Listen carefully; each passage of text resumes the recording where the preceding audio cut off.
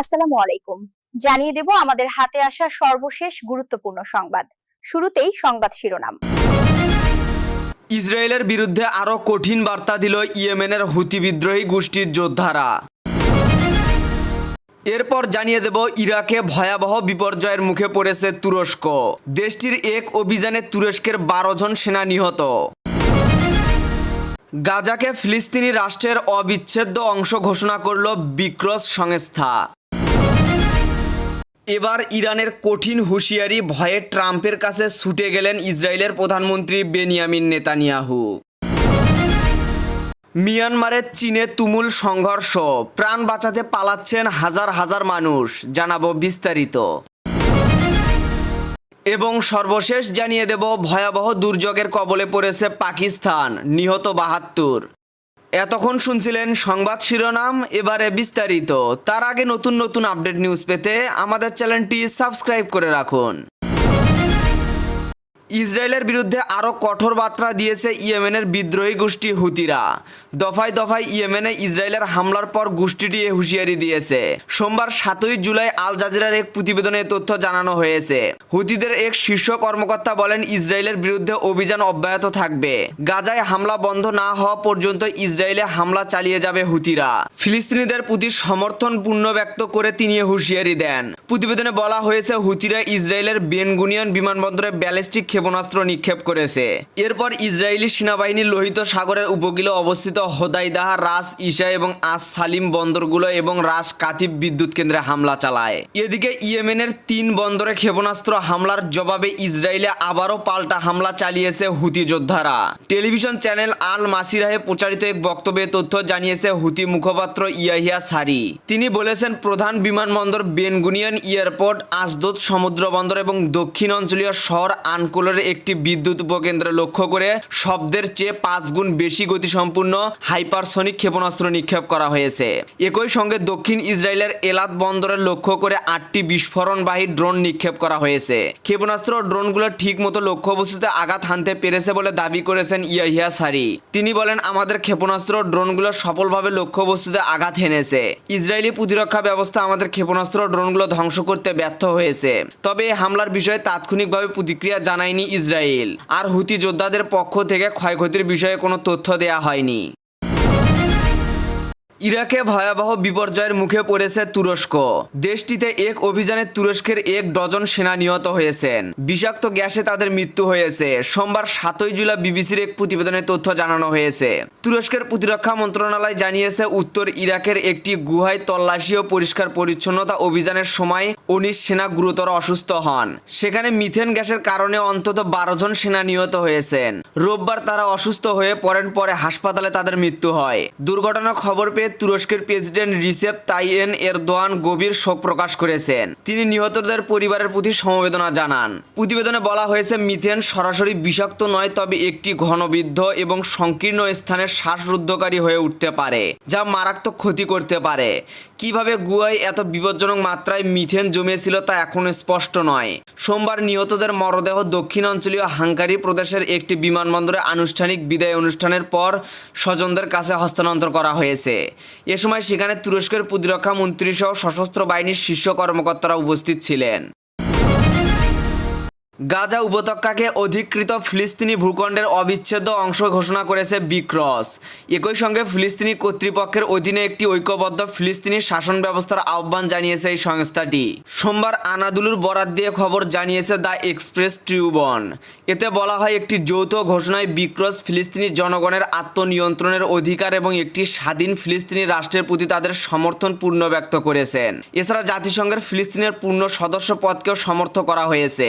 বিক্রস এর সদস্য রাষ্ট্রগুলো গাজায় ইসরায়েলে অব্যাহত সামরিক অভিযান এবং মানবিক সহায়তা বন্ধের বিষয়ে গভীর উদ্বেগ প্রকাশ করেছে।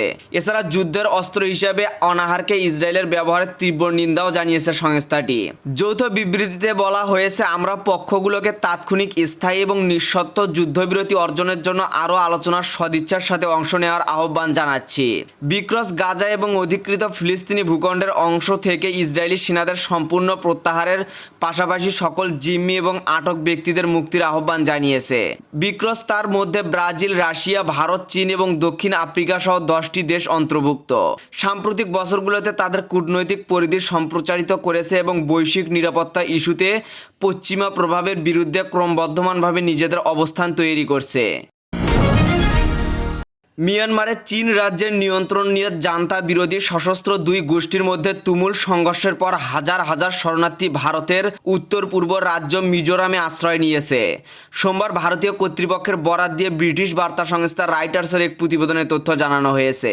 ভারতের এক জ্যেষ্ঠ নিরাপত্তা কর্মকর্তা রাইটার্সকে জানিয়েছে, গেল 2 জুলাই থেকে মিয়ানমারের উত্তর পশ্চিমাঞ্চলীয় চীন রাজ্যের কৌশলগত এলাকায় নিয়ন্ত্রণ নিয়ে দুটি প্রতিদ্বন্দ্বী গোষ্ঠী চীন ন্যাশনাল ডিফেন্স ফোর্স এবং চীনা ল্যান্ড ডিফেন্স ফোর্স হান্ডালদের মধ্যে তুমুল সংঘর্ষ শুরু হওয়ার পর থেকে শরণার্থীরা মিজোরামে প্রবেশ করেছে।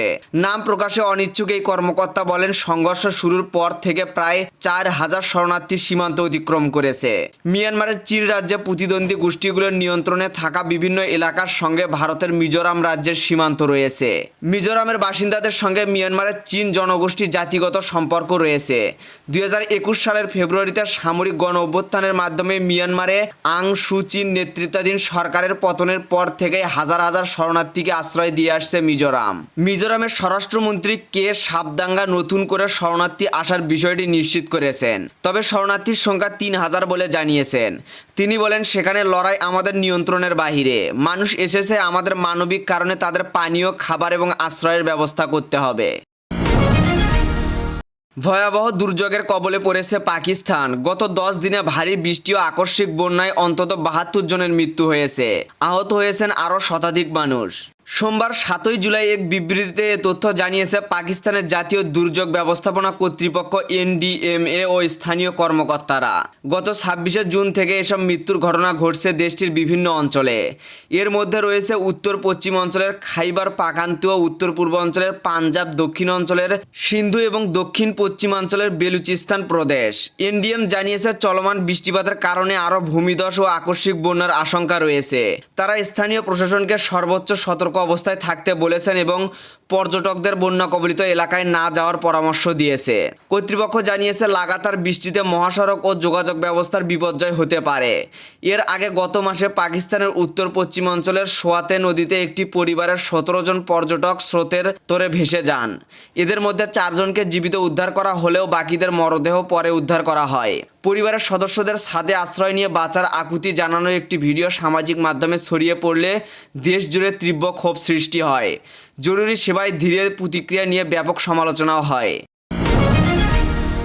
ইরান ইসরায়েলের যুদ্ধবিরতি কার্যকরের পর থেকে এই মুহূর্তে কিছুটা ঠান্ডা পরিস্থিতি বিরাজ করছে, কিন্তু আর কতদিন পরিস্থিতি এমন স্থিতিশীল থাকবে তা নিয়ে যথেষ্ট সন্দেহ রয়েছে। কারণ এই যুদ্ধবিরতিকে মূলত একটি কৌশলগত বিরতি হিসেবে দেখছে তেহরান। কৌশলগত ধৈর্য নীতির অংশ হিসেবে ইরান এখন নিজেদের নতুন করে সাজাচ্ছে এবং দীর্ঘমেয়াদী সংঘাতের জন্য প্রস্তুতি নিচ্ছে। এরই মধ্যে ইরানে নজিরবিহীন হামলা চালানোর জন্য ইসরায়েলকে জবাবদিহিতার আওতায় আনতে আহ্বান জানিয়েছে দেশটির পররাষ্ট্রমন্ত্রী আব্বাস আগ্রাসি। একই সঙ্গে তিনি হুমকি দিয়েছেন, ইসরায়েলকে জবাবদিহিতার আওতায় না আনা হলে পুরো অঞ্চল এবং তার বাইরে এর কঠিন পরিণাম ভোগ করতে হবে। রোববার 6 জুলাই ব্রাজিলে অনুষ্ঠিত বিক্রেসের শীর্ষ সম্মেলনে হুঁশিয়ারি দেন ইরানের পররাষ্ট্রমন্ত্রী আব্বাস আগ্রাসি। এদিকে সোমবার 7 জুলাই মার্কিন প্রেসিডেন্ট ডোনাল্ড ট্রাম্পের সঙ্গে দেখা করতে যুক্তরাষ্ট্রে পা দিয়েছেন ইসরায়েলের প্রধানমন্ত্রী বেনিয়ামিন নেতানিয়াহু। রোববার বিক্রেসের সম্মেলনে ইরানের পররাষ্ট্রমন্ত্রী বলেন, আমাদের পারমাণবিক স্থাপনাগুলোকে লক্ষ্য করে যুক্তরাষ্ট্র ও ইসরায়েলের হামলা পারমাণবিক অস্ত্র বিস্তার রোধ চুক্তি ও জাতিসংঘ নিরাপত্তা পরিষদের প্রস্তাব 2231-এর স্পষ্ট লঙ্ঘন। 2015 সালে এই প্রস্তাবে সম্মতভাবে ইরানের শান্তিপূর্ণ পারমাণবিক কর্মসূচির অনুমোদন দেওয়া হয়েছিল। এখন এই পর্যন্তই ছিল। পরবর্তী আপডেট নিউজ জানতে আমাদের চ্যানেলের সাথেই থাকুন। ধন্যবাদ।